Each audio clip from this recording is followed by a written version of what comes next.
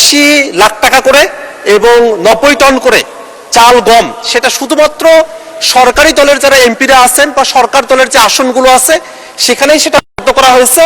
কিন্তু বিরোধী দলের কোনো আসনেই এই অর্থ এবং এই যে চাল গম সেটা বরাদ্দ করা হয় নাই, যেটা বিরোধী দলের আসনে যেসব সাধারণ নাগরিকেরা আছেন তাদের প্রতি চূড়ান্ত বৈষম্য।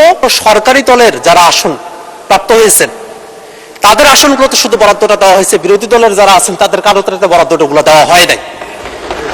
যদি এরকমটা হয়ে থাকে যে বাংলাদেশের আসলে দুর্যোগগুলো যখন আসবে তখন শুধু সরকারি দলের যে আসনগুলো আছে সেখানেই দুর্যোগগুলো আসবে, বিরোধী দলের যে আসনগুলো আছে সেখানে দুর্যোগগুলো আসবে না, তাহলে হয়তো একভাবে হতে পারতো। কিন্তু দুর্যোগগুলো যখন আসে মাননীয় মন্ত্রী মহোদয়, তখন কিন্তু আপনার আসনেও আসে, তখন আমাদের আসনগুলোতে এই দুর্যোগগুলো আসে, তখন কিন্তু আমরা সবাই কিন্তু সাফারার হই। এবং এই যে বরাদ্দগুলো আসে এটা কিন্তু সরকারি দল বিরোধী দল এই বিভাজন করে এই দুর্যোগগুলো আসে না। এবং এই দুর্যোগের যে অর্থগুলো বরাদ্দ করা হয় এই বরাদ্দগুলো কিন্তু করা হয় জনগণের ট্যাক্সের টাকা থেকে, জনগণের থেকে এই অর্থগুলো আহরণ করে তারপরে জনগণের পিছনে এটা বরাদ্দ করা হয়। কিন্তু আমরা দেখলাম যে গত 30শে এপ্রিলে যে বরাদ্দটা করা হয়েছে